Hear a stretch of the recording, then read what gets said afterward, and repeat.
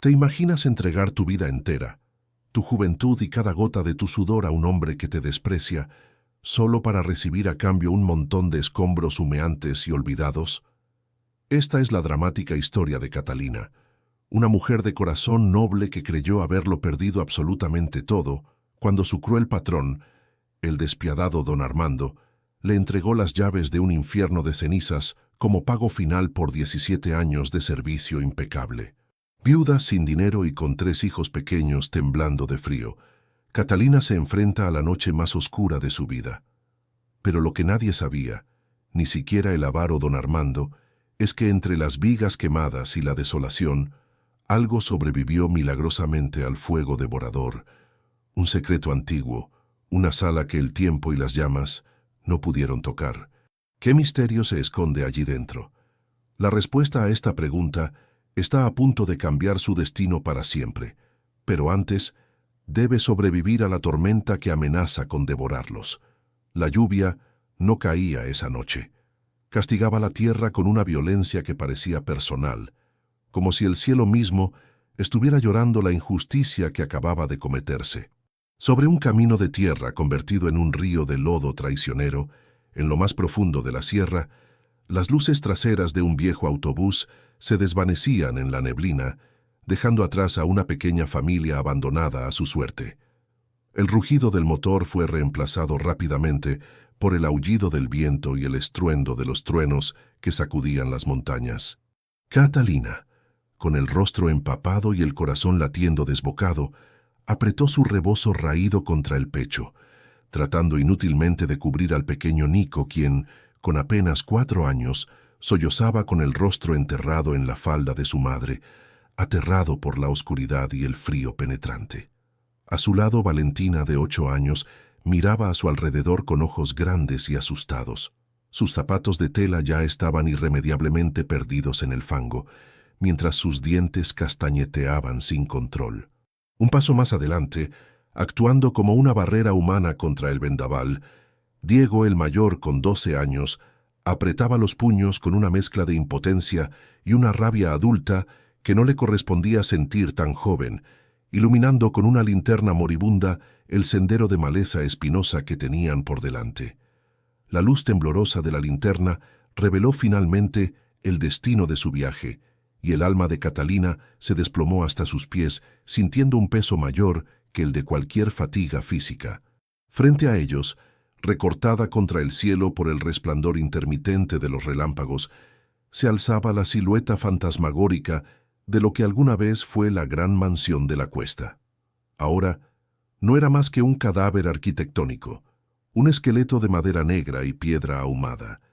Las vigas del techo, colapsadas hace décadas, sobresalían hacia el cielo como costillas rotas de un animal gigante devorado por las llamas. No había ventanas, solo huecos oscuros y vacíos que parecían órbitas muertas mirando con malicia a los recién llegados, y el olor era penetrante, una mezcla nauseabunda de madera podrida, ceniza húmeda y abandono absoluto que revolvía el estómago. Diego se giró hacia su madre, con el agua escurriendo por su rostro endurecido, y gritó para hacerse oír sobre el viento, preguntando si ese era realmente el lugar, si ese infierno de ruinas era lo que el patrón les había dado. Catalina asintió, incapaz de hablar, con la garganta cerrada por un nudo de angustia, confirmando que esa ruina era su nuevo hogar, mientras su mente, traicionera, la arrastraba 48 horas atrás a la oficina lujosa y cálida de don Armando. El recuerdo era tan nítido que casi podía oler el aroma a cuero caro y tabaco importado de aquel despacho, un contraste insultante con su ropa desgastada de luto riguroso, pues hacía solo 3 meses que su esposo, Pedro, había muerto en un accidente trabajando en esas mismas tierras, tierras de don Armando, tierras que habían bebido su sangre. Recordó la voz del patrón, desprovista de toda empatía, explicándole que los tiempos eran duros, que la cosecha había sido mala y que debía recortar personal, sin dignarse siquiera a mirarla a los ojos mientras firmaba papeles irrelevantes. Catalina se vio a sí misma suplicando, retorciéndose las manos, recordándole los 17 años de servicio, la muerte de Pedro, la falta de ahorros y los niños que dependían de ella, Pero el hombre, corpulento y de rostro colorado por el buen vino, solo había soltado una risa seca y condescendiente. Le había dicho que no era un monstruo, que no la dejaría en la calle, pero que no tenía liquidez para su indemnización. En su lugar, le lanzó una carpeta polvorienta sobre el escritorio de caoba.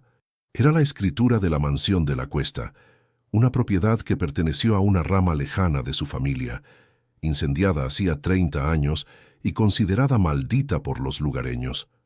Tómalo como pago por tus años y por la desafortunada situación de tu marido. ¿Es eso o nada?, había sentenciado él con frialdad, sabiendo perfectamente que se estaba deshaciendo de un problema, de un terreno que valía menos que el papel en el que estaba escrita la propiedad, obligándola a firmar su propia condena.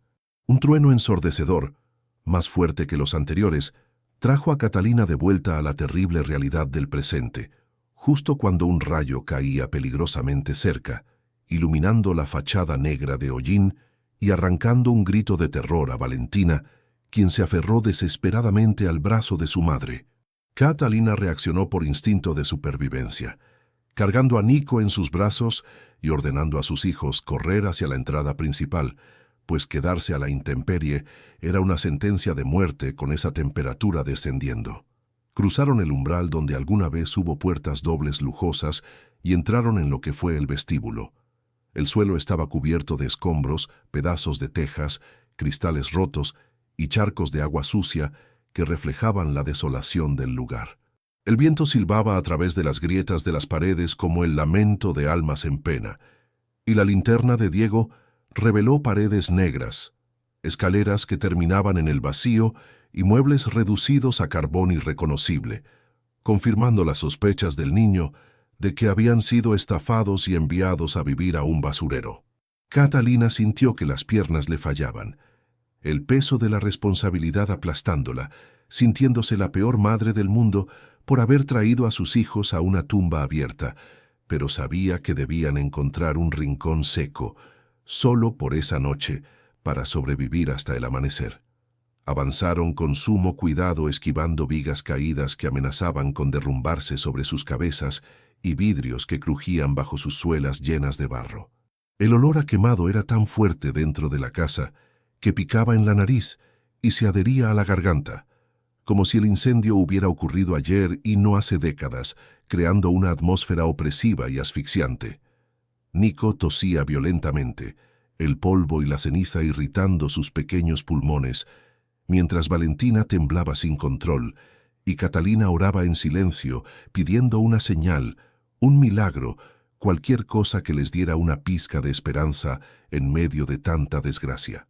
Al fondo del vestíbulo, un pasillo largo se extendía hacia la oscuridad, una parte de la casa que, extrañamente, parecía estructuralmente menos afectada por el derrumbe del techo, y Catalina guió a sus hijos hacia allá, buscando desesperadamente protección contra el viento helado que se colaba por todas partes. Caminaron despacio, conteniendo el aliento, con la linterna de Diego parpadeando ominosamente, amenazando con apagarse y dejarlos en la negrura total, mientras el suelo de madera podrida gemía bajo sus pasos, advirtiéndoles del peligro de un colapso inminente. Fue entonces cuando Valentina se detuvo en seco, tirando de la falda de su madre y señalando hacia el final del pasillo con un dedo tembloroso, susurrando con voz apenas audible que miraran hacia adelante. Allí, en medio de la devastación absoluta, donde todo lo demás era negro, retorcido, sucio y muerto, había una puerta que desafiaba toda lógica. No era una puerta cualquiera, ni un resto carbonizado. Era una puerta de madera noble, posiblemente roble o caoba, alta e imponente, que se alzaba con una dignidad imposible en medio del caos. Lo que heló la sangre de Catalina no fue la puerta en sí, sino su estado impecable. Mientras las paredes a su alrededor mostraban las cicatrices negras del fuego y la pintura descascarada por años de humedad y abandono, esa puerta brillaba con un barniz perfecto, sin un solo rasguño, con el marco impoluto y la manija de bronce pulida brillando bajo la tenue luz de la linterna, como si alguien la hubiera limpiado esa misma mañana con esmero. Diego se acercó con desconfianza, preguntando cómo era posible que el fuego no la hubiera tocado cuando todo lo demás estaba destruido, expresando el temor que todos sentían ante algo que parecía sobrenatural. Catalina se acercó lentamente, sintiendo una sensación extraña recorrer su cuerpo, una mezcla de terror primitivo y una atracción magnética inexplicable, notando que el aire alrededor de esa puerta no olía a humedad ni a ceniza, sino que desprendía un aroma dulce, a cera de abejas y a papel antiguo, un olor a hogar que no debería existir allí. Advirtió a Diego que no la tocara, pero ella misma se vio incapaz de resistirse a la fuerza que emanaba de la madera, parándose frente a ella y sintiendo el contraste violento entre la tormenta que rugía a sus espaldas y la quietud que prometía aquel umbral. De repente, Nico dejó de llorar y, con la inocencia que solo poseen los niños, susurró que escuchaba música, comparándola con una cajita de música que venía de adentro, lo que tensó todos los músculos de Catalina. Ella pegó la oreja a la madera fría y, tras unos segundos donde solo escuchó el latido acelerado de su propio corazón, percibió débilmente un zumbido, una vibración cálida, casi como una respiración pausada, y notó algo aún más inquietante. Por debajo de la puerta, una finísima línea de luz dorada se filtraba hacia el pasillo oscuro, una luz cálida y acogedora imposible en una casa sin electricidad y abandonada hace 30 años. Queridos oyentes y lectores, la situación de Catalina es desesperada y el misterio es abrumador. Está sola, en una ruina que amenaza con caerse, enfrentando lo desconocido para proteger a sus hijos del frío mortal. ¿Ustedes qué harían en su lugar? ¿Tendrían el valor de abrir esa puerta misteriosa que parece desafiar al tiempo y al fuego? ¿O huirían bajo la tormenta arriesgándose a morir de hipotermia? No olviden dejar su me gusta ahora mismo si quieren enviar fuerzas a esta valiente madre. Suscríbanse para no perderse ningún detalle de este drama que apenas comienza y comenten desde qué ciudad o país nos están acompañando esta noche, pues su energía es vital para que Catalina continúe. Catalina miró a sus hijos, observando sus rostros pálidos, sus cuerpos empapados temblando violentamente y los labios de Nico tornándose de un peligroso tono azulado. Sabía que si se quedaban en el pasillo, expuestos a la humedad y las corrientes de aire, enfermarían de gravedad antes del amanecer y sin dinero para medicinas, eso podría ser fatal. Esa puerta, por extraña, mágica o aterradora que fuera, prometía refugio, prometía un calor que necesitaban desesperadamente, y esa luz dorada que se filtraba por debajo era la única esperanza tangible a la que podían aferrarse en medio de la negrura. Con una determinación nacida del amor materno más profundo, Catalina decidió que entrarían, ignorando las protestas temerosas de Diego sobre quién podría estar allí o si era peligroso, asegurándole que nada era más peligroso que el frío que los estaba consumiendo. Con una mano que no podía dejar de temblar, Catalina sujetó la manija de bronce y se sorprendió al encontrarla tibia al tacto, como si una mano humana la hubiera soltado hace apenas unos segundos, o como si hubiera un fuego encendido justo al otro lado. Respiró hondo, llenando sus pulmones con el aire viciado de la ruina, cerró los ojos por un instante, pidiendo protección al cielo y a la memoria de su esposo Pedro, y giró el pomo con decisión. El mecanismo giró sin emitir ningún chirrido, suave como la seda y perfectamente engrasado, y la puerta comenzó a abrirse hacia adentro, revelando un secreto que había esperado décadas para ser descubierto.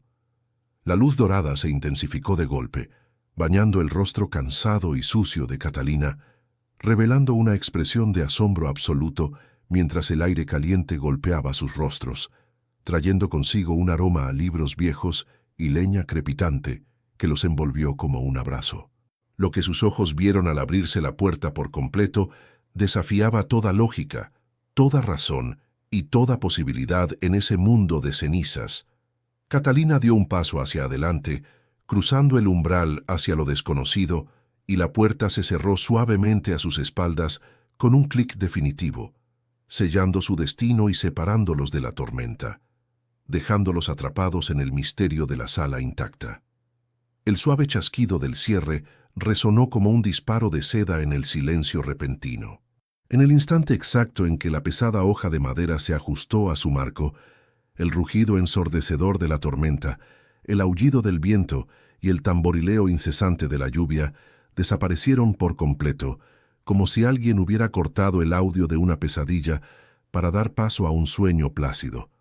Catalina y sus 3 hijos se quedaron inmóviles, parpadeando, incapaces de procesar la transición inmediata entre el infierno helado del exterior y el paraíso cálido en el que acababan de irrumpir. No estaban en una habitación cualquiera. Habían entrado en una cápsula del tiempo, un santuario que desafiaba las leyes de la física y la crueldad de la historia. Frente a ellos se desplegaba una biblioteca victoriana de proporciones majestuosas, un espacio que no debería existir dentro de un esqueleto calcinado. Las paredes estaban forradas de piso a techo, con estanterías de madera oscura, repletas de miles de volúmenes encuadernados en cuero de colores granates, verdes y azules profundos, con letras doradas que brillaban bajo la luz de una inmensa araña de cristal que pendía del techo intacta y reluciente, aunque no había electricidad en kilómetros a la redonda. El suelo, lejos de estar cubierto de escombros y lodo, estaba vestido con alfombras persas de un grosor exquisito, cuyos intrincados patrones geométricos parecían invitar al descanso. Pero lo que robó el aliento de la viuda fue la chimenea.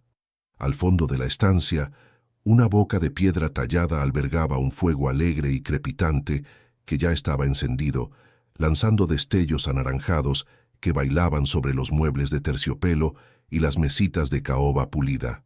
No había polvo. No había olor a humedad. El aire estaba perfumado con una fragancia sutil a lavanda seca y cera de abejas, un aroma a hogar antiguo y cuidado con esmero. Diego, con la linterna aún apretada en su mano como un arma inútil, fue el primero en romper el hechizo, caminando con pasos cautelosos hacia el centro de la sala, girando la cabeza de un lado a otro con una desconfianza animal, esperando que en cualquier momento las paredes se derrumbaran o que aquella visión se desvaneciera como un espejismo cruel. Valentina, por el contrario, soltó la mano de su madre y avanzó como hipnotizada, con la boca abierta en una O perfecta, tocando con la punta de los dedos el respaldo de un sillón orejero, comprobando su realidad, mientras el pequeño Nico, liberándose de los brazos de Catalina, corrió directamente hacia el fuego, extendiendo sus manitas heladas hacia el calor bendito, con una risa de alivio puro que resonó extrañamente en la inmensidad del recinto. Catalina permanecía junto a la puerta, con la espalda apoyada en la madera, sintiendo cómo el calor del ambiente comenzaba a descongelar sus huesos, pero su mente trabajaba a 1000 por hora, intentando encontrar una explicación racional donde no la había. ¿Cómo podía haber fuego encendido si la casa llevaba 30 años abandonada? ¿Quién mantenía este lugar limpio de polvo? La incongruencia era abrumadora. Mientras se acercaba a sus hijos, Catalina notó algo aún más inquietante. El silencio no era total. Si uno prestaba suficiente atención, se podían escuchar los lamentos de la estructura quemada al otro lado de las paredes, crujidos lejanos y quejidos de la madera muerta bajo la lluvia. Pero sonaban amortiguados, distantes, como si la sala estuviera protegida por una burbuja invisible, un campo de fuerza que mantenía a raya la decadencia del resto de la mansión. Era como estar dentro del corazón vivo de un cadáver gigante. Diego se acercó a una de las ventanas, que estaba cubierta por pesados cortinajes de terciopelo verde musgo. Intentó apartar la tela para mirar hacia afuera, pero descubrió que detrás no había vidrio, sino un muro sólido de ladrillo, como si la habitación hubiera sido sellada deliberadamente del mundo exterior para proteger su integridad. «Mamá, mira esto». La voz de Valentina tembló, no de miedo, sino de una emoción reverencial. La niña estaba parada frente a la repisa de la chimenea, señalando un cuadro al óleo enmarcado en oro viejo. Catalina se acercó, sintiendo que las piernas le pesaban toneladas.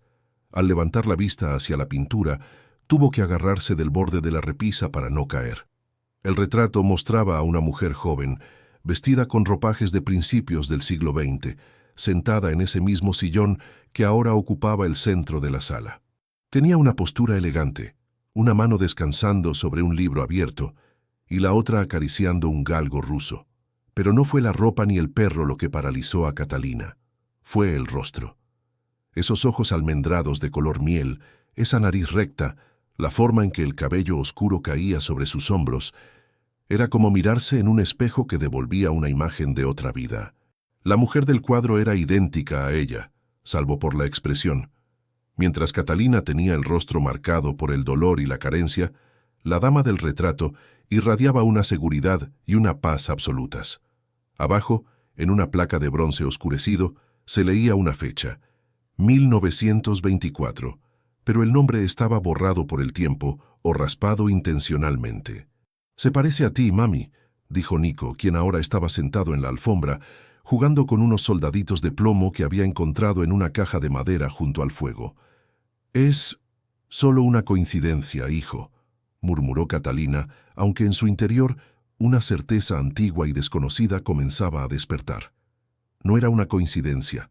Esa sala la estaba esperando. La noche avanzó con una lentitud onírica. Sin atreverse a tocar los libros ni a explorar demasiado, por miedo a romper el encanto, la familia se acomodó en los sofás y sobre las alfombras mullidas. El calor de la chimenea secó sus ropas, y por primera vez en meses, el hambre de sus estómagos pareció apaciguarse solo con la calidez del ambiente, aunque no habían comido nada sustancial. Los niños cayeron rendidos uno por uno.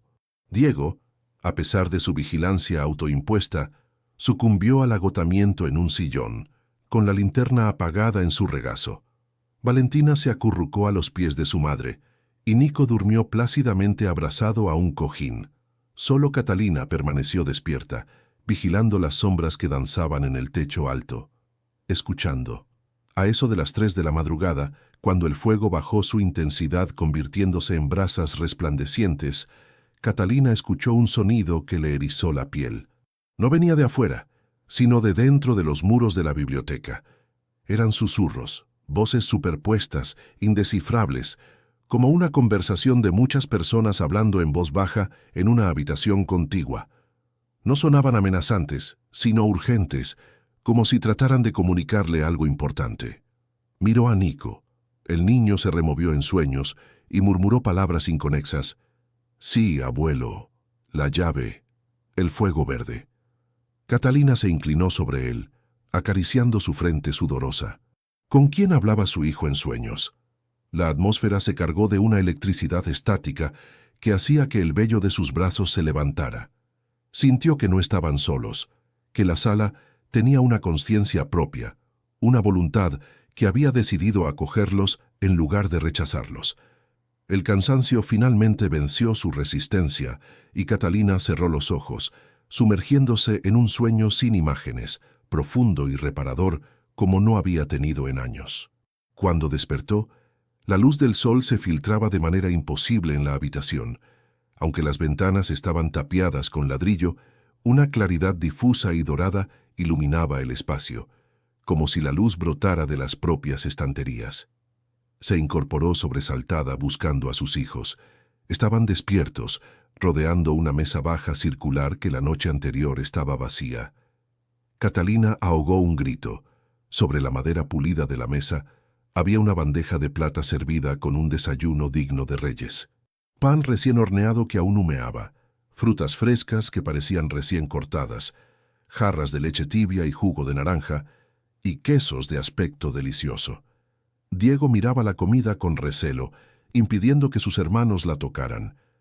«Nadie entró, mamá», dijo el chico pálido. «Estuve despierto desde que salió el sol.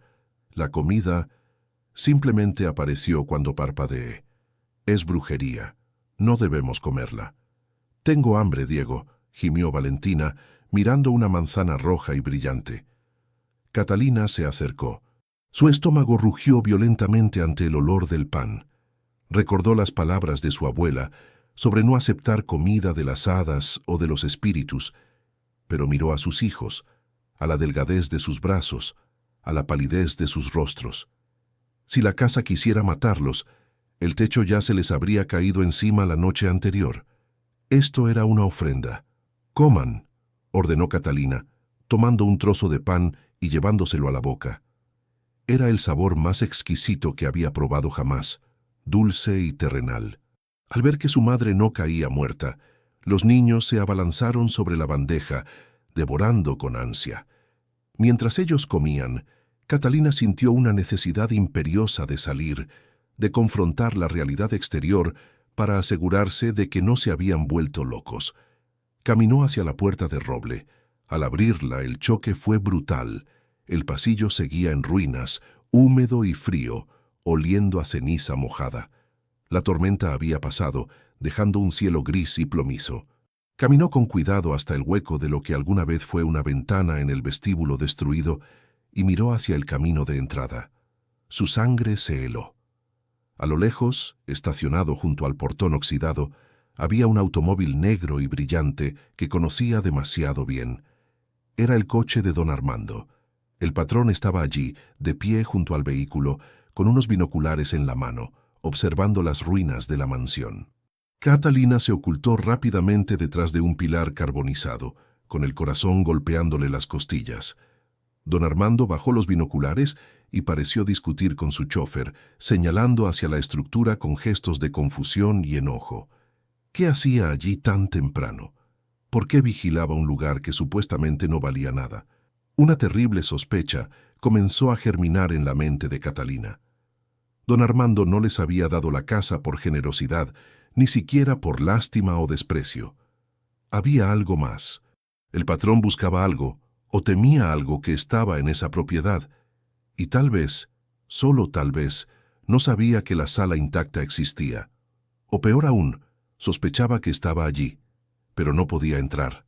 Catalina retrocedió hacia el pasillo, hacia la luz dorada que se escapaba por la rendija de la puerta de la biblioteca, comprendiendo que el verdadero peligro no eran los fantasmas ni la magia de la habitación, sino la avaricia del hombre vivo que acechaba afuera. Tenía que descubrir el secreto de la casa antes que él. Regresó a la sala y cerró la puerta con doble vuelta, justo cuando Valentina, que curioseaba cerca de la chimenea, dejó caer accidentalmente un pesado jarrón de porcelana que se hizo añicos contra el suelo, revelando entre los fragmentos un objeto metálico que brilló con un resplandor siniestro. El sonido de la porcelana rompiéndose fue agudo y definitivo, resonando en la biblioteca como una campanada de advertencia. Valentina se quedó inmóvil, con las manos sobre la boca y los ojos llenos de lágrimas, esperando un regaño, pero la atención de Catalina no estaba en el desastre del jarrón, sino en lo que yacía oculto entre los fragmentos esparcidos sobre la alfombra persa. No eran flores secas ni polvo lo que había guardado aquel recipiente durante décadas. Era una llave, pero no una llave común de latón o hierro oxidado. Era una pieza de metal negro, pesado y frío, forjada con una artesanía que parecía anterior a la propia mansión. Su cabeza tenía la forma de un cráneo de cuervo y el cuerpo estaba grabado con símbolos que Catalina jamás había visto, runas angulares que parecían vibrar levemente bajo la luz de la lámpara de araña. Diego se agachó rápidamente, apartando a su hermana menor con un gesto protector pero brusco, y recogió el objeto. «Está helada», murmuró pasándosela de una mano a otra. «Quema de lo fría que está, mamá». Catalina tomó la llave. En efecto, el metal tenía una temperatura antinatural, como si hubiera absorbido el frío de 30 inviernos sin sol. Al sostenerla, una imagen fugaz cruzó su mente. Una mano enguantada cerrando una caja fuerte, un suspiro de desesperación y el sonido de pasos corriendo. Sacudió la cabeza para disipar la visión, sintiendo un escalofrío recorrer su espina dorsal. Esa llave abría algo importante, algo que alguien se había tomado muchas molestias para esconder dentro de un jarrón en una sala indestructible. «No toquen nada más», ordenó Catalina a los niños, su voz tensa pero controlada. «Diego, ayúdame a buscar. Tiene que haber una cerradura, un cofre, algo que coincida con esto. Valentina, Nico, quédense en el sofá y no se muevan». Mientras sus hijos obedecían, asustados por la seriedad de su madre, Catalina comenzó a recorrer la habitación con nuevos ojos. Ya no veía solo un refugio milagroso, veía un rompecabezas. La sala intacta no era un regalo del azar, era una bóveda de seguridad. Recorrió las estanterías, pasando los dedos por los lomos de los libros, buscando algún mecanismo oculto. Leyó títulos en idiomas que no comprendía: latín, francés antiguo, alemán, pero también encontró volúmenes de historia local, registros de tierras y genealogías de las familias fundadoras de la región. Uno de los libros, encuadernado en piel roja y desgastada, llamó su atención. No tenía título en el lomo. Al sacarlo, notó que era mucho más ligero de lo que debería. Lo abrió y descubrió que las páginas habían sido cortadas en el centro para crear un hueco, un escondite clásico pero efectivo. Dentro no había joyas ni dinero, sino un diario pequeño, de tapas negras, con las esquinas roídas por el tiempo. Catalina se sentó en el borde de la mesa, con el corazón latiéndole en la garganta, y abrió la primera página. La caligrafía era elegante, inclinada y apretada, escrita con una tinta que se había desvanecido a un marrón sepia. 4 de octubre de 1924, leyó en voz baja. Temo por mi vida y la de mi familia. Los de la Cruz, liderados por el abuelo de ese bastardo Armando, nos han cercado. Han envenenado nuestro ganado, han quemado nuestros graneros. Quieren la tierra, pero más que eso, quieren lo que está debajo. No saben que la casa está viva. No saben que la sala de los espejos protegerá nuestro legado hasta que la sangre legítima regrese. He escondido la verdad donde el fuego no puede alcanzarla. Catalina cerró el diario de golpe, sintiendo que le faltaba el aire. La sala de los espejos. Miró a su alrededor, pero no había espejos, solo estanterías. Tal vez era un nombre en código. Lo que el diario confirmaba era aterrador. La familia de don Armando no había comprado estas tierras. Las habían robado mediante terror y violencia hace generaciones. Y ahora, el nieto de aquel usurpador, el mismo hombre que la había despedido y humillado, estaba afuera, vigilando, quizás sospechando que algún cabo suelto del pasado había sobrevivido. «Mamá», la llamó Diego desde el otro lado de la sala. Estaba arrodillado frente a la chimenea. «Creo que encontré algo». Catalina corrió hacia él. El fuego seguía ardiendo con esa energía inagotable, pero Diego señalaba hacia el interior de la boca de piedra, justo detrás de las llamas, en una zona donde el hollín no parecía adherirse. Había un pequeño orificio en el ladrillo refractario, casi invisible si uno no sabía qué buscar, con la forma exacta del cráneo de cuervo de la llave. «Es aquí», dijo el niño con los ojos brillando de emoción y miedo. «Pero, ¿cómo metemos la mano sin quemarnos?» Catalina miró el fuego. Era un obstáculo formidable, pero entonces recordó la sensación de la llave en su mano, ese frío absoluto que parecía desafiar al calor. «Dame la llave», dijo ella. «Mamá, te vas a quemar», protestó Diego. «Confía en mí». Catalina tomó la llave negra. Respiró hondo, encomendándose a todos los santos, y acercó su mano a las llamas. Esperaba el dolor agudo de la quemadura, el olor a carne chamuscada, pero ocurrió algo imposible. A medida que la llave se acercaba al fuego, las llamas se apartaban, curvándose alrededor de su mano como si fueran agua esquivando una piedra, creando un túnel de aire seguro. El fuego no la tocaba, le tenía miedo a la llave. Con el pulso tembloroso, Catalina insertó el metal negro en la cerradura oculta dentro de la chimenea y giró. Un clac sonoro retumbó en toda la habitación, seguido por el sonido profundo de engranajes pesados moviéndose bajo el suelo, un estruendo de maquinaria antigua despertando de un largo letargo. La pared del fondo de la chimenea, ladrillos y todo, comenzó a girar sobre un eje invisible, revelando una escalera de caracol de piedra que descendía hacia una oscuridad absoluta. Un soplo de aire rancio y frío subió desde las profundidades, oliendo a tierra húmeda y secretos enterrados. «¡Guau!», exclamó Nico asomándose peligrosamente. En ese preciso instante, un golpe brutal sacudió la puerta de entrada de la biblioteca. «¡Abran!», bramó una voz ronca desde el pasillo en ruinas. «¡Sé que están ahí dentro! Vi la luz por debajo de la puerta». Era don Armando. No había esperado. La curiosidad o la codicia lo habían impulsado a entrar en la ruina, superando su miedo o asco, y ahora estaba al otro lado de la única barrera que protegía a Catalina y a sus hijos. Catalina se puso de pie de un salto, empujando a los niños detrás de ella. La puerta de roble tembló bajo otro embate, pero resistió. Era madera sólida, reforzada con quién sabe qué magia o ingeniería antigua, pero no aguantaría para siempre si traían herramientas pesadas. «¡Catalina!», gritó don Armando, su voz destilando veneno.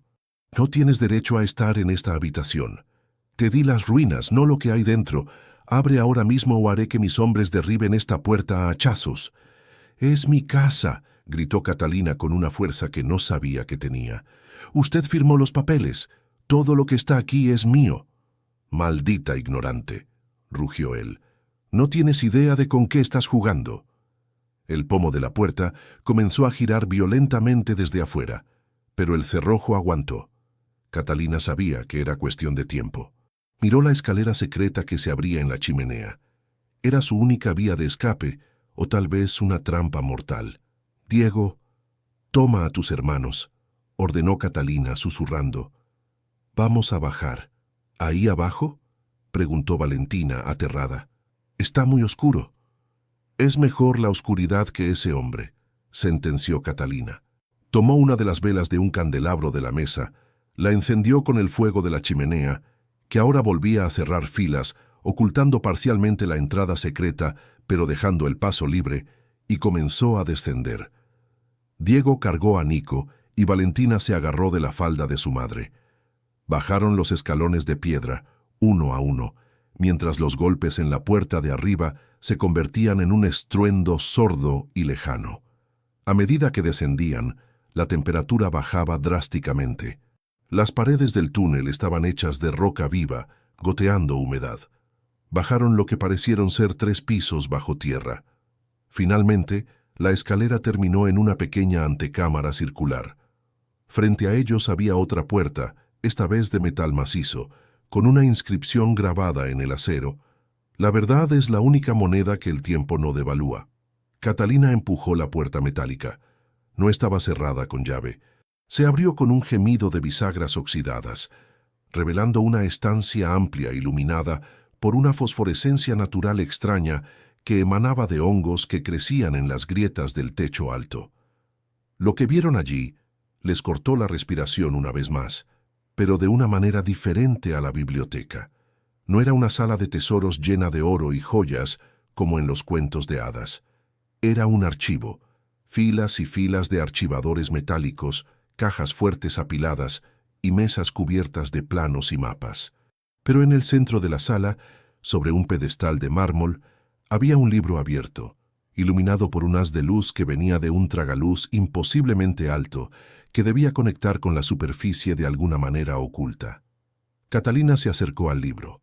Era el registro oficial de la propiedad original, el documento maestro, y junto a él había una carta manuscrita, sellada con lacre rojo que aún parecía fresco. La carta estaba dirigida a quien encuentre refugio en mi dolor. Arriba, el sonido de la puerta de la biblioteca cediendo resonó como un trueno lejano. Don Armando había entrado. Escucharon sus pasos pesados sobre el suelo de madera, sus gritos de triunfo y luego de confusión al encontrar la sala vacía. «Busquen por todas partes», oyeron que gritaba, su voz filtrándose débilmente por el hueco de la chimenea. «Tienen que estar aquí. Esa rata no pudo evaporarse». «Mamá, viene para acá», susurró Diego aterrorizado. Catalina sabía que si don Armando descubría el pasadizo, estarían acorralados como ratas en una trampa. Tenían que cerrar la entrada desde abajo. Buscó frenéticamente algún mecanismo, alguna palanca. «¡Allí!», gritó Valentina, señalando una cadena gruesa que colgaba junto a la base de la escalera de caracol. Catalina corrió y tiró de la cadena con todas sus fuerzas. Arriba se escuchó un estruendo de piedra rozando contra piedra. La pared falsa de la chimenea se cerró de golpe, sellando la entrada y dejando a don Armando y sus hombres desconcertados en la biblioteca.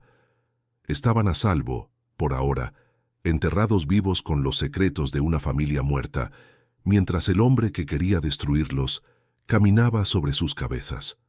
Catalina miró a sus hijos, iluminados por la luz espectral de los hongos y la vela parpadeante. Ahora tenían tiempo.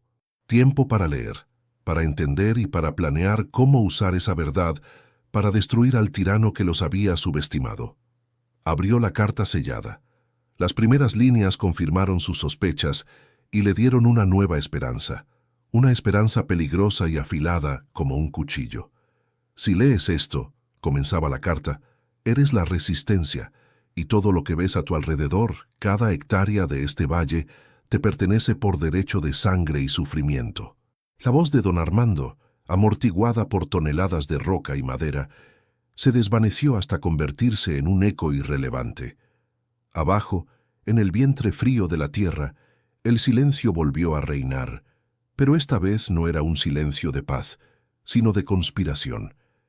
Catalina sostenía la carta con manos que, por primera vez en días, no temblaban por miedo, sino por la adrenalina de una revelación inminente.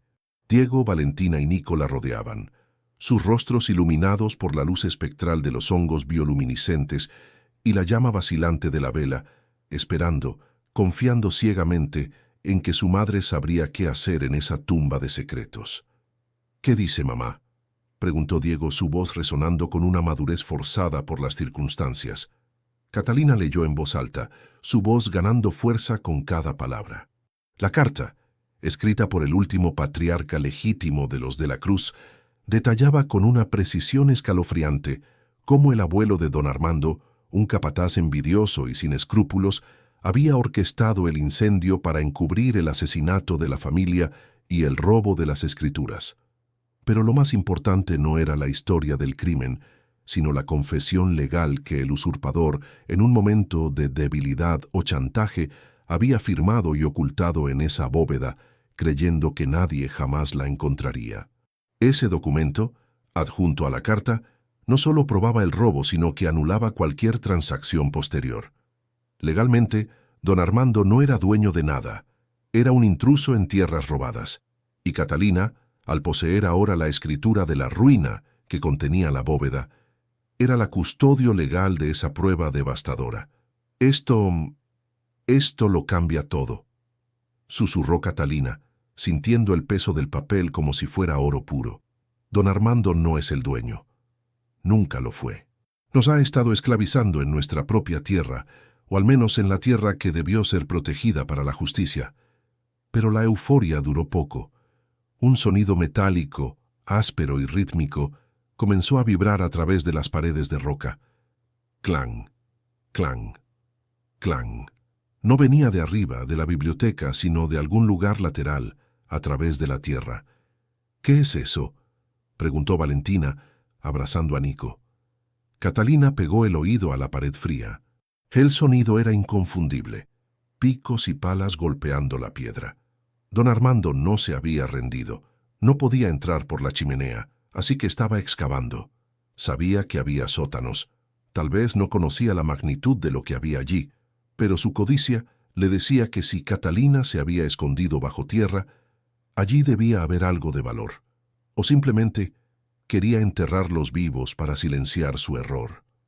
«Están cavando desde el exterior», dijo Catalina, su mente trabajando a toda velocidad. «Deben estar intentando entrar por los antiguos desagües o bodegas colindantes. Tenemos poco tiempo». «¿Vamos a morir aquí?», preguntó Nico con los ojos muy abiertos. «No, mi amor, nadie va a morir hoy», dijo Catalina con una ferocidad que sorprendió incluso a Diego. «Vamos a salir y vamos a salir con todo esto». Catalina comenzó a registrar los archivadores frenéticamente. Necesitaba pruebas sólidas, no solo una carta vieja. Encontró libros de contabilidad que mostraban depósitos en bancos extranjeros, mapas de minas olvidadas en la propiedad y, lo más sorprendente, un juego de planos detallados de la mansión y sus túneles de escape. Desplegó uno de los planos sobre la mesa de mármol. «Miren aquí», señaló con el dedo sucio de hollín. «Estamos en la bóveda central. La chimenea conecta con la biblioteca, pero hay otra salida. Un túnel de ventilación que lleva al viejo pozo en el linde del bosque. El pozo seco, recordó Diego. El que está cerca de la carretera principal. Exacto.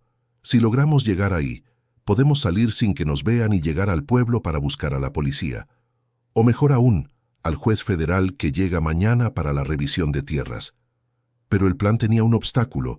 El mapa indicaba que el túnel de ventilación estaba protegido por una serie de compuertas hidráulicas que requerían una combinación manual para abrirse, y el sonido de las excavaciones se hacía más fuerte, más cercano. El polvo comenzaba a caer del techo. Diego, toma la mochila. Mete toda la comida que nos sobró, la botella de agua y estas velas. Valentina, ayuda a tu hermano. Yo llevaré los documentos. Son nuestra única arma. Catalina envolvió el libro de registro, la carta y las pruebas legales en su rebozo, atándolo firmemente a su cuerpo como una segunda piel. No permitiría que nada le pasara a ese paquete. Era el futuro de sus hijos. Corrieron hacia el fondo de la sala, donde una puerta redonda, similar a la de un submarino, bloqueaba el camino hacia el túnel de escape. Tenía una rueda de metal en el centro con números grabados. ¡Maldición!, exclamó Catalina. «Necesitamos un código».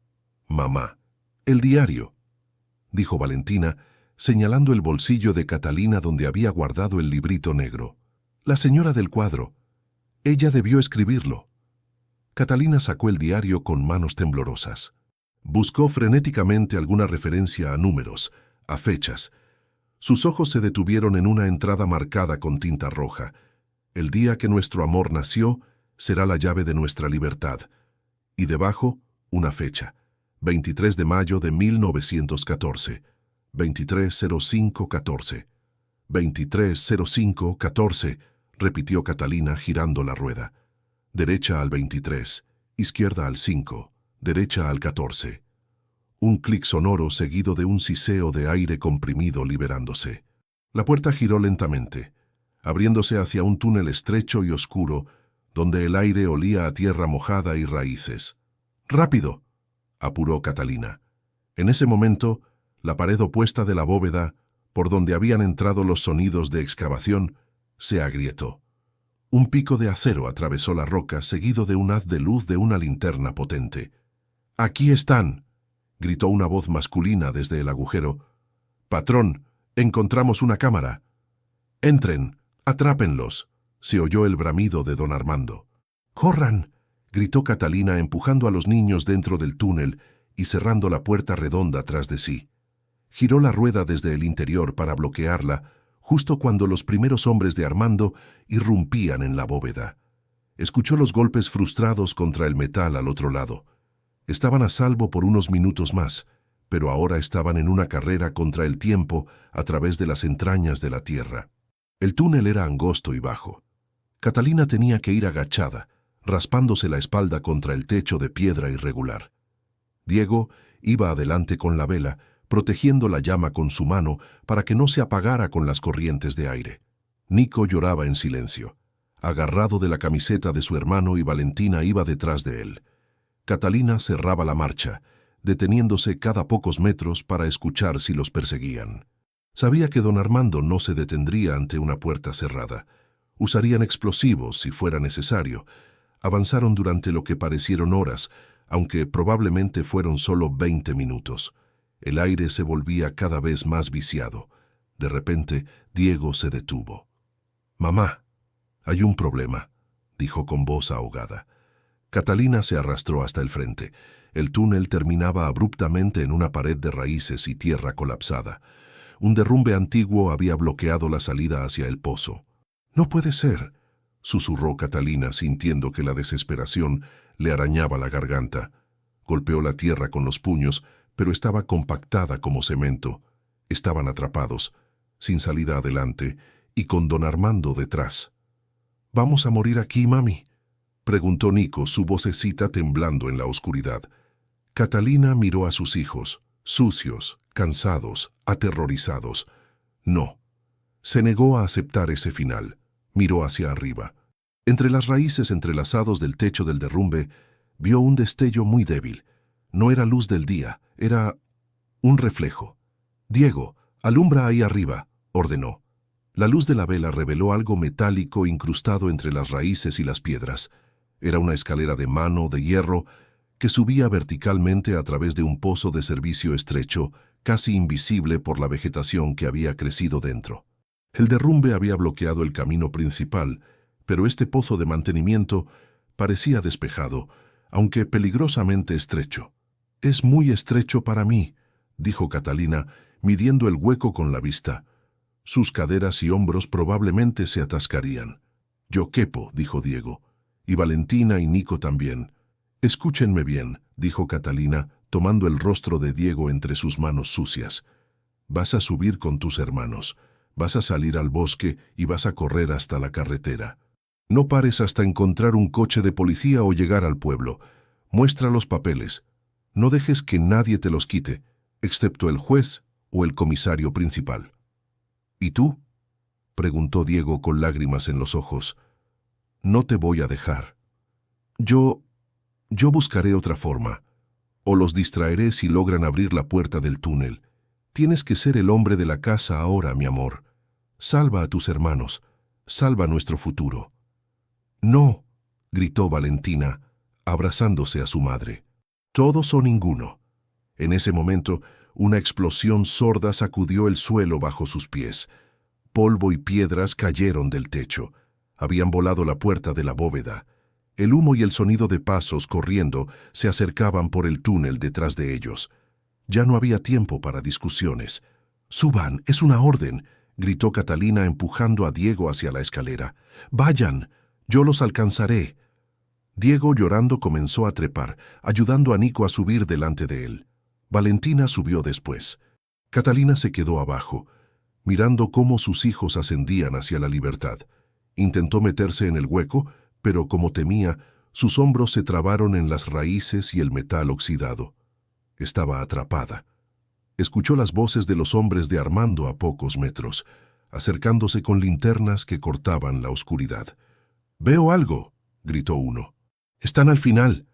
Catalina se dejó caer al suelo del túnel, sacó una piedra afilada del derrumbe y se paró frente al hueco de la escalera, bloqueando la vista hacia arriba con su propio cuerpo.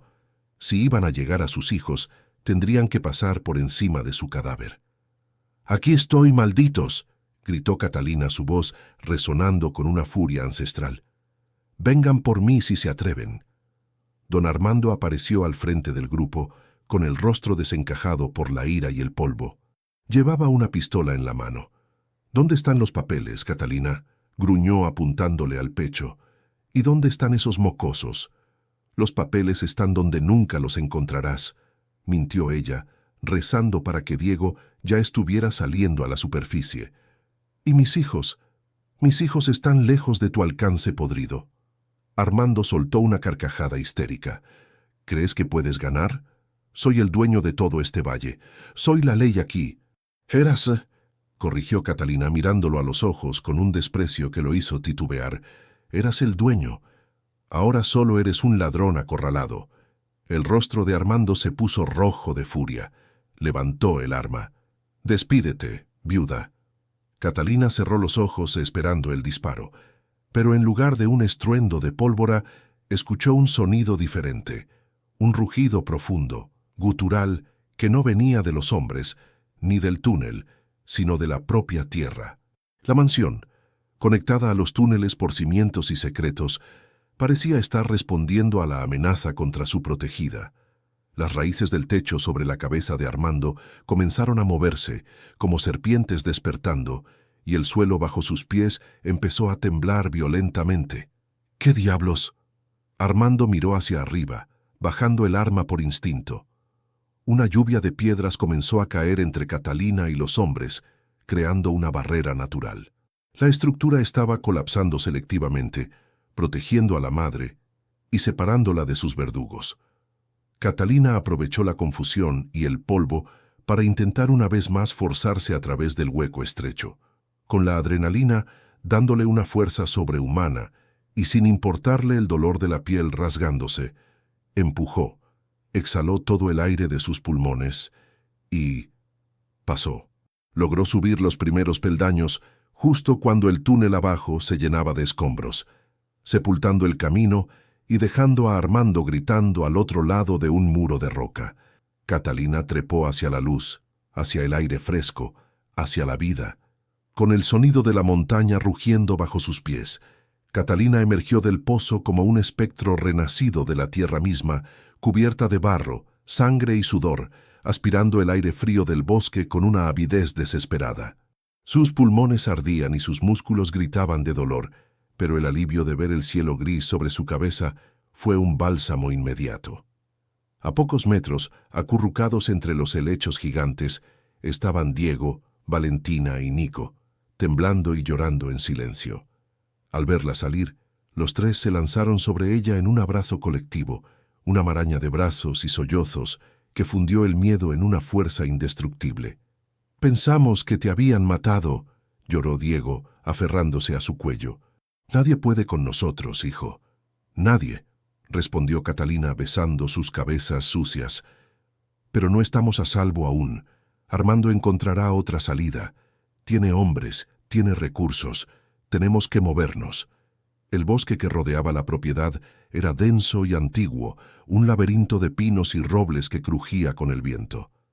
A lo lejos, el sonido de sirenas comenzaba a oírse, pero no sabían si eran aliados o la policía local corrupta que Armando tenía en su bolsillo. Catalina sabía que su única carta de triunfo eran los documentos que llevaba pegados al cuerpo bajo el rebozo. Si esos papeles desaparecían, su palabra contra la del poderoso terrateniente no valdría nada. «Vamos hacia la carretera vieja», decidió Catalina. «Por ahí pasa el camión de carga que va a la capital. Si logramos que nos lleven». Comenzaron a correr, esquivando ramas y saltando sobre troncos caídos. El sonido de las sirenas se acercaba, pero también se escuchaban ladridos de perros. Armando había soltado a sus mastines de caza. El terror inyectó nueva energía en las piernas cansadas de los niños. Nico, agotado, tropezaba constantemente, así que Catalina lo cargó en su espalda, ignorando el dolor punzante en sus costillas maltrechas por la escalada en el pozo. Llegaron al linde del bosque justo cuando un convoy de 3 camionetas negras derrapaba en el camino de grava que separaba la propiedad de la carretera principal. Eran los hombres de Armando. Habían rodeado el perímetro. «Allí están», gritó uno de los matones señalando hacia los árboles.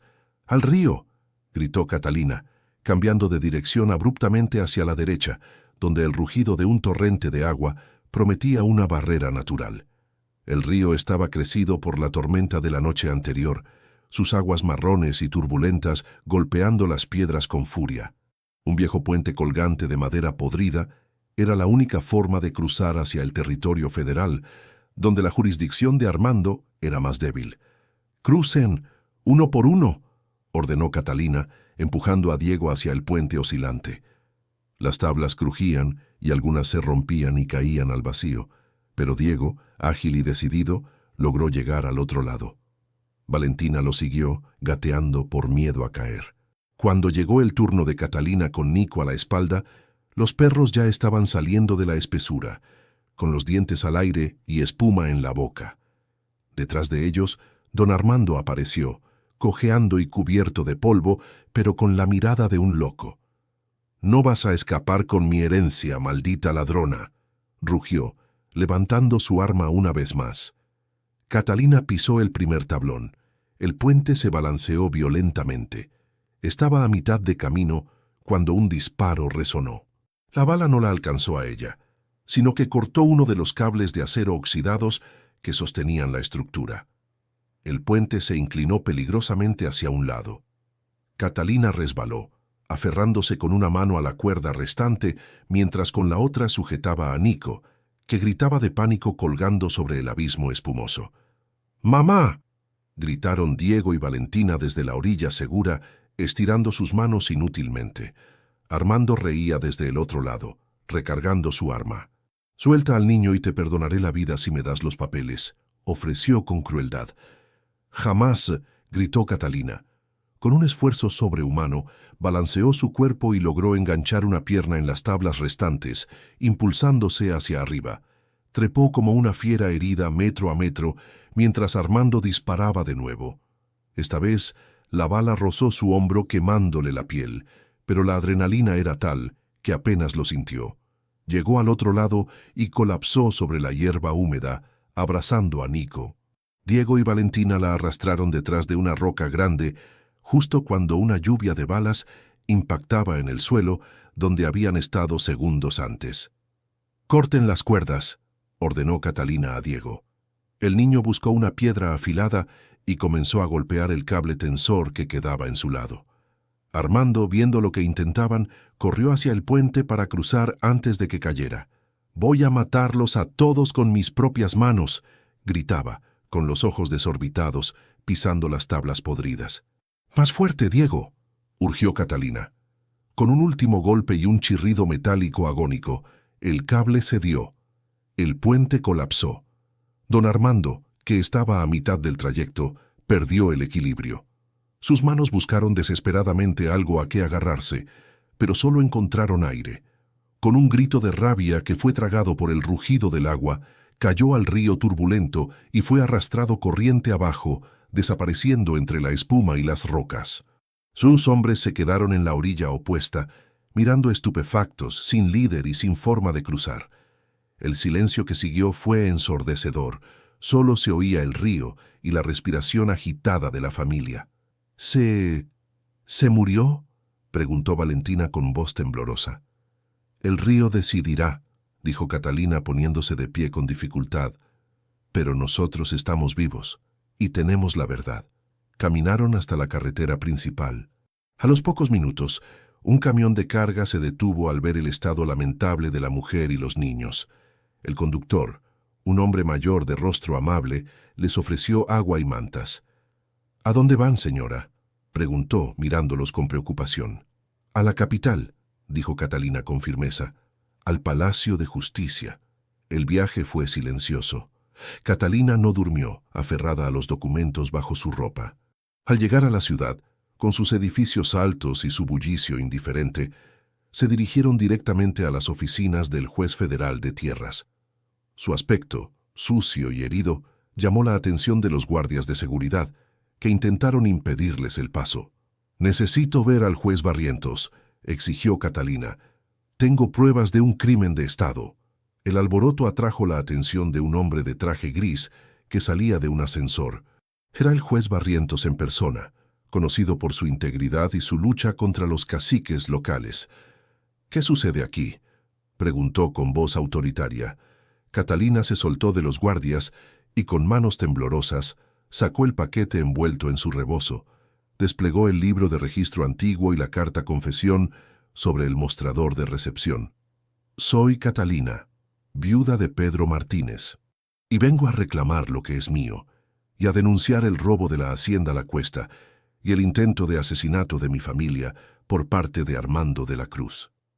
El juez tomó los documentos. Sus ojos se abrieron con asombro a medida que leía. La firma, los sellos, la antigüedad del papel, todo era auténtico.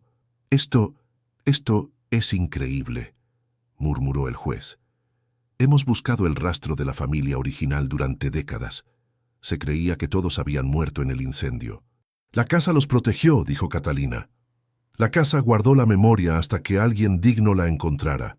En las horas siguientes todo se movió con una velocidad vertiginosa. Médicos atendieron las heridas de Catalina y los niños. Abogados del Estado tomaron declaraciones. La Policía Federal fue enviada a la hacienda para arrestar a los cómplices de Armando y buscar su cuerpo. La noticia se esparció como pólvora. La viuda humilde que había destronado al tirano intocable. Pero la verdadera transformación ocurrió 2 días después, cuando Catalina regresó a la mansión, esta vez escoltada por la policía y funcionarios del gobierno. La propiedad estaba precintada. Los hombres de Armando habían huido o estaban detenidos. Caminó entre las ruinas quemadas, ahora bañadas por la luz del sol de una tarde tranquila. Entró en el vestíbulo y se dirigió al pasillo intacto. La puerta de la biblioteca estaba abierta. Al entrar, vio que don Armando y sus hombres habían destrozado parte del mobiliario en su furia, rasgando cortinas y tirando libros. Pero la chimenea seguía encendida. El fuego eterno no se había apagado. Y sobre la repisa, el cuadro de la mujer que se parecía a ella estaba intacto, mirándola con una sonrisa que ahora parecía de triunfo. El juez Barrientos se acercó a ella. Los peritos han confirmado todo, señora Catalina. Legalmente, usted no solo es la dueña de esta casa y de las tierras circundantes, sino también la única heredera de las cuentas bancarias que han estado acumulando intereses durante casi un siglo a nombre de la familia original. Es una fortuna incalculable. Catalina miró a sus hijos, que corrían por el jardín, ahora libre de amenazas. Diego reía, Valentina perseguía mariposas y Nico jugaba con un perro callejero que habían adoptado. Ya no tendrían hambre, ya no tendrían frío, ya no tendrían miedo, pero había algo más. Catalina se acercó a la pared donde Armando había intentado cavar. Allí, entre los escombros de su propia destrucción, encontró algo brillante. Era el reloj de oro de Armando, roto y detenido a la hora exacta en que el puente cayó. Lo recogió y lo lanzó al fuego de la chimenea. Las llamas lo consumieron en un instante, borrando el último rastro del hombre que quiso destruirlos. La casa sabía, susurró Catalina, acariciando el marco de la puerta. La casa eligió. Esa noche durmieron en la biblioteca, pero esta vez no como intrusos o refugiados, sino como dueños. Catalina soñó con la mujer del cuadro. En el sueño, la mujer le entregaba una llave dorada y le decía: «Ahora te toca a ti reconstruir no solo los muros, sino la dignidad de todos los que sufrieron aquí». Al despertar, Catalina salió al pórtico en ruinas. Miró el valle que se extendía a sus pies, verde y fértil. Ya no veía campos de esclavitud, sino un lienzo en blanco. «Vamos a reconstruir», dijo en voz alta, prometiéndoselo al viento. «Y esta casa nunca más cerrará sus puertas a quien necesite refugio». La transformación estaba completa. La viuda desamparada había muerto en ese pozo y había nacido la matriarca de la cuesta. Pero el destino tenía una última sorpresa reservada, un pequeño giro final para cerrar el círculo de justicia poética.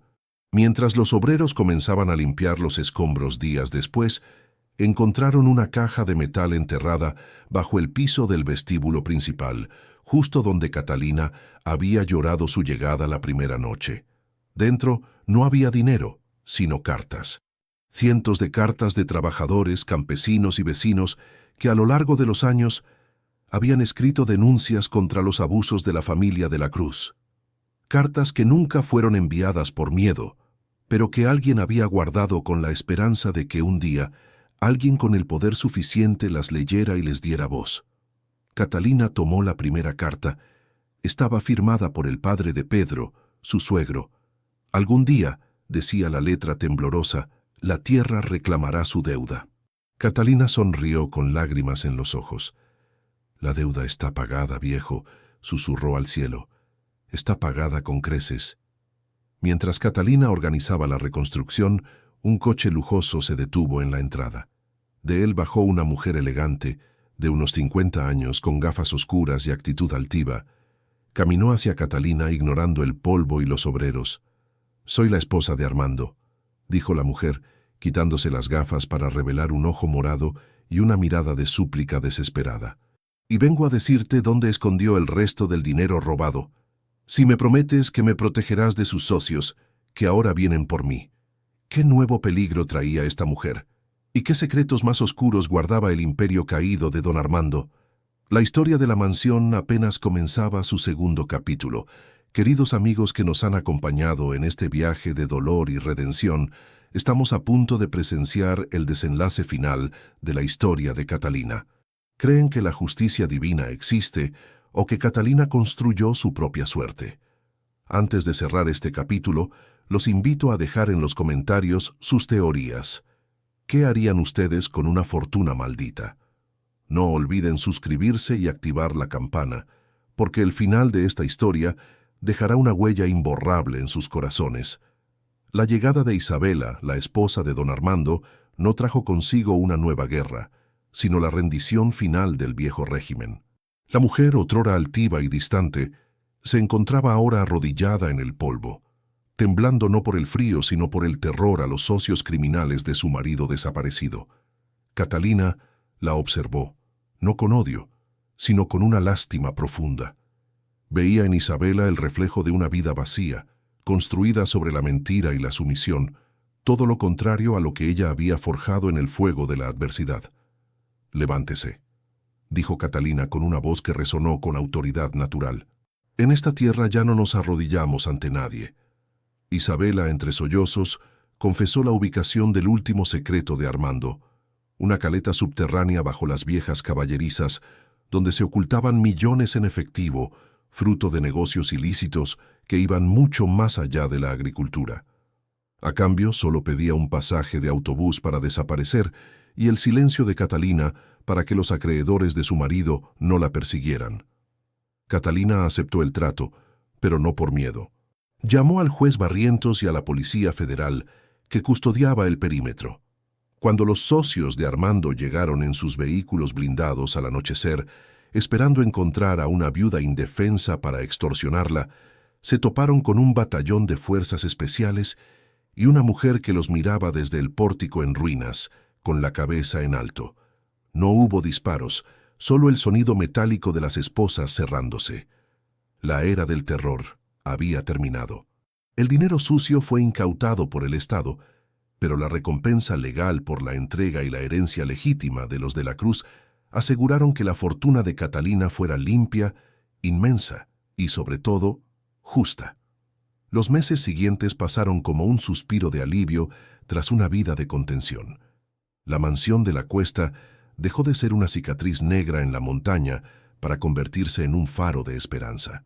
Arquitectos, restauradores y obreros, muchos de ellos antiguos peones maltratados por Armando, que ahora recibían sueldos dignos pagados por Catalina, trabajaron incansablemente. Pero Catalina dio una orden estricta: la sala intacta, la biblioteca misteriosa que les había salvado la vida, no debía ser tocada. Se mantendría exactamente como estaba, como el corazón palpitante de la nueva residencia. Los muros exteriores quemados no fueron demolidos, sino reforzados y cubiertos con cristal y acero, creando un contraste arquitectónico hermoso entre la memoria del dolor y la transparencia del futuro. Lo que antes fue un símbolo de decadencia, ahora era una obra maestra de resiliencia. Catalina no guardó la riqueza para sí misma.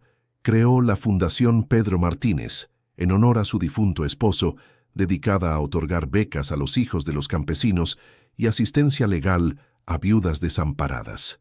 La mujer que había llegado con 3 niños hambrientos y una maleta rota, ahora firmaba cheques que construían escuelas y hospitales en el valle. Un año después de aquella noche tormentosa, la mansión estaba lista para su inauguración oficial. No fue una fiesta de gala para la alta sociedad hipócrita que antes la despreciaba, sino una celebración popular. Las puertas de roble, ahora restauradas, se abrieron de par en par para todo el pueblo.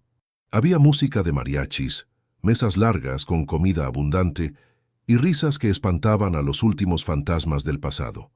Diego, ahora con 13 años y vistiendo un traje impecable, no se separaba de los libros de la biblioteca. Estudiaba Derecho, jurando que nunca más permitiría una injusticia. Valentina, con 9 años, guiaba a otros niños por los jardines repletos de rosas, mostrándoles dónde habían encontrado la llave negra. Y el pequeño Nico, sano y fuerte, corría tras los perros sin rastro de la tos que casi lo mata. El momento culminante llegó al atardecer. Catalina se paró frente a la gran chimenea de la sala intacta. El fuego, que había ardido sobrenaturalmente durante su calvario, ahora se comportaba como una llama normal, cálida y doméstica. Sobre la repisa, el retrato de la ancestra parecía sonreírle. Catalina levantó una copa de vino. El silencio se hizo en la sala, ocupada ahora por amigos, trabajadores y su familia.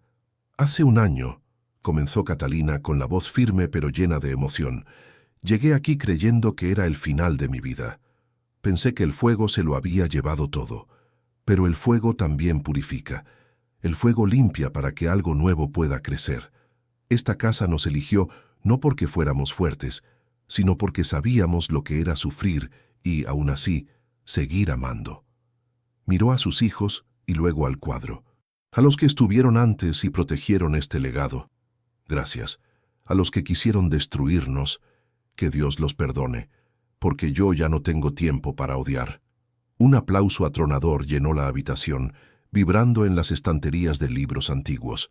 En ese instante, Catalina sintió una brisa suave rozar su mejilla, como un beso invisible, y supo, con una certeza absoluta, que el espíritu de Pedro y el de la dama del cuadro estaban allí, celebrando con ella. Mientras la fiesta continuaba, llegó una noticia discreta a oídos del juez Barrientos, quien se la comunicó a Catalina en privado. El cuerpo de don Armando había sido encontrado finalmente, varado en un banco de arena a 50 kilómetros río abajo. No tenía nada, ni su reloj de oro, ni sus zapatos de cuero italiano, ni su identidad.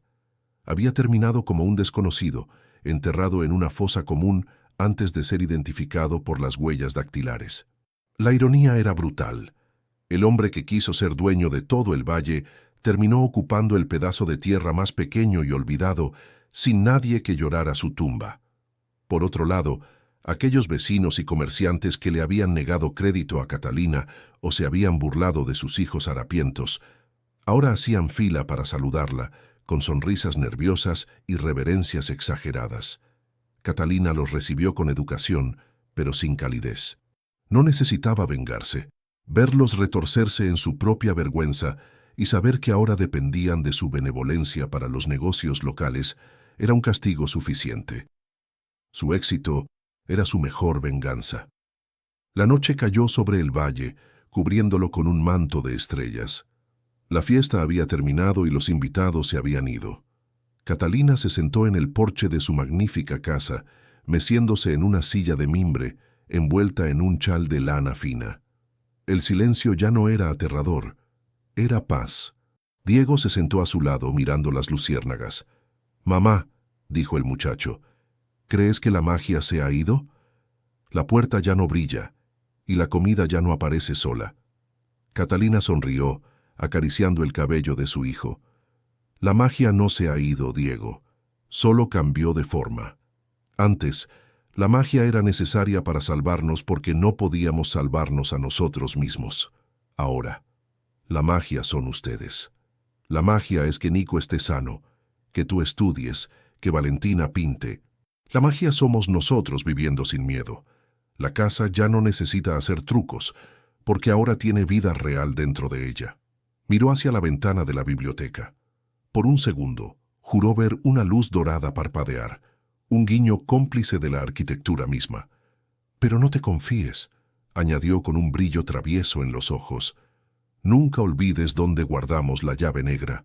Uno nunca sabe cuándo el destino querrá jugar otra partida». Catalina cerró los ojos y respiró el aroma de la tierra mojada.